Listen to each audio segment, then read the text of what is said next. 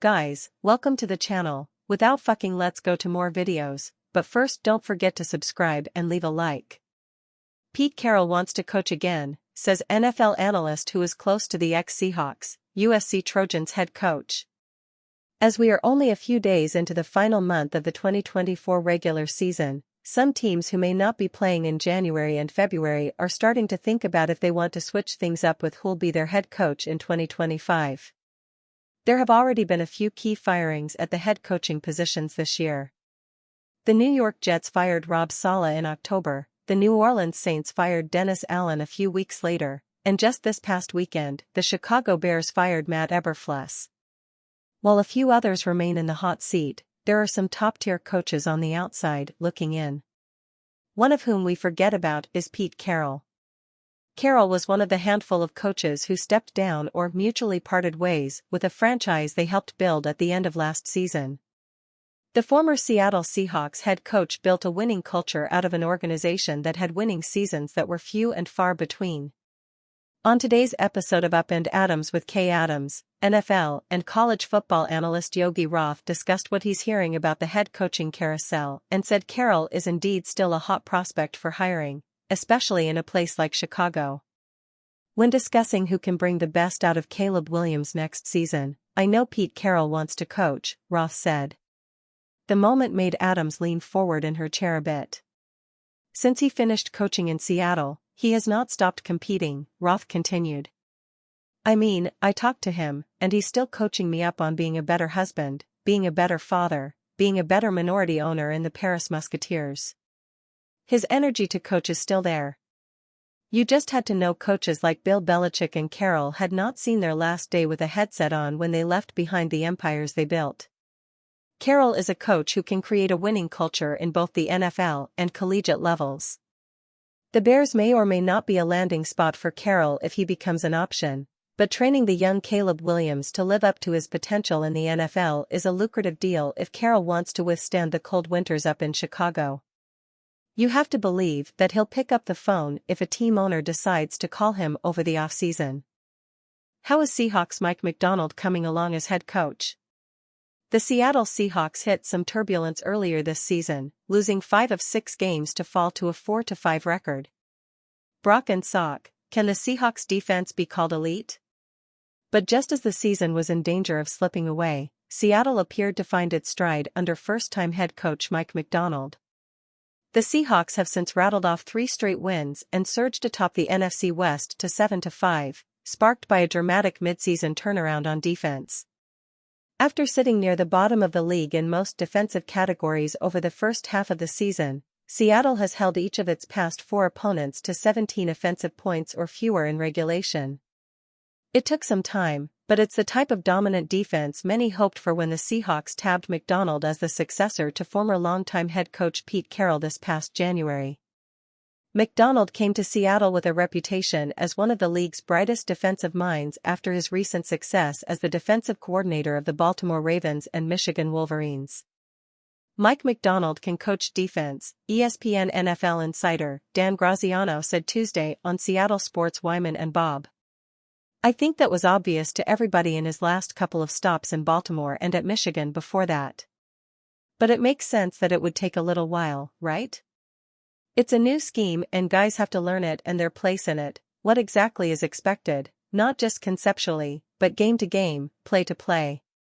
So the idea that it would have gotten better in the second half of Macdonald's first season makes complete sense. And I think that's what's happened." But as Graziano said, a head coach's impact goes far beyond just one side of the ball. Seattle didn't hire him just because he could coach defense, Graziano said. They hired him because they thought he was going to be a really good head coach.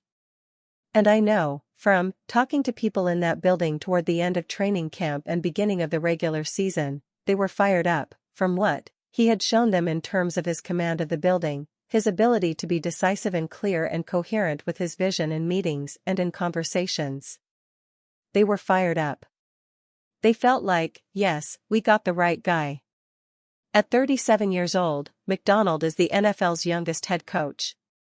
Naturally, his age and reputation as an elite defensive play caller have prompted comparisons to one of the league's top play callers on the other side of the ball, 38-year-old Los Angeles Rams head coach and offensive mastermind Sean McVay. McVay, who was just 30 when he became the Rams head coach in 2017, has led Los Angeles to 5 playoff berths over the previous 7 seasons, including 2 Super Bowl appearances and a Super Bowl title. Yes, McDonald is the youngest coach in the league, Graziano said. So was Sean McVay. And that's a high standard to hold someone to, but that's obviously the hope, to hit a home run on that level. Sean McVay did not succeed as head coach of the Rams just because he's a great play caller and a great offensive play designer. He succeeded because he is the center of that building. He is the one that communicates the vision for the team, and he got everybody to buy in right away. And if Mike Macdonald is doing that, and there are reasons to believe that he is, then I think the Seahawks fan base has reason to be excited about the future with him as their head coach. Listen to the full conversation at this link or in the audio player near the top of this story. Tune into Wyman and Bob weekdays from 2 to 6 p.m. or find the podcast on the Seattle Sports app. Seahawks injury report: Walker, Metcalf held out of practice. 2 major pieces of the Seattle Seahawks offense were held out of practice Thursday. Seattle Seahawks waive kick returner, claim potential replacement. Wide receiver DK Metcalf, shoulder, and running back Kenneth Walker 3, ankle/calf, were among 4 players who did not practice Thursday. Veteran defensive lineman Leonard Williams, foot, and Jonathan Hankins, wrist, were the others. Additionally, Seattle's punting situation remains in question as Michael Dickson, back, was a limited participant for the second straight day. Tight end Brady Russell, foot, also logged his second straight limited session. Metcalf was a limited participant Wednesday prior to being held out Thursday. He missed practices Wednesday and Thursday last week due to the shoulder issues before playing against the New York Jets. The 6th-year wide receiver missed 2 games earlier this season with a knee injury, just the second and third games he's missed in his pro career. Walker was also a limited participant Wednesday before being held out. The third-year running back missed 2 games earlier this season with an oblique injury suffered in the season opener against the Denver Broncos.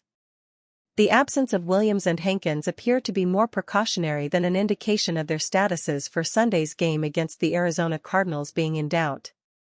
Williams was also held out of practice on Wednesday and Thursday the past 2 weeks, but went on to have his 2 best games since joining the team in a mid-season trade last year. Hankins has had several rest days throughout the season. Dickson was unavailable to punt late in last Sunday's game due to back spasms. The 7th-year punter also serves Seattle's placeholder on kicks. Special teams coach Jay Harbaugh told reporters it does seem like Dickson will be able to punt against the Cardinals. Adding weight to that is the fact that the Seahawks have not added another punter. Russell, Seattle's 4th-string tight end and a key special teams contributor, saw his first game action last week after missing the prior 2 games with the foot injury. And you fans? What did you think of this news? Leave your opinion in the comments.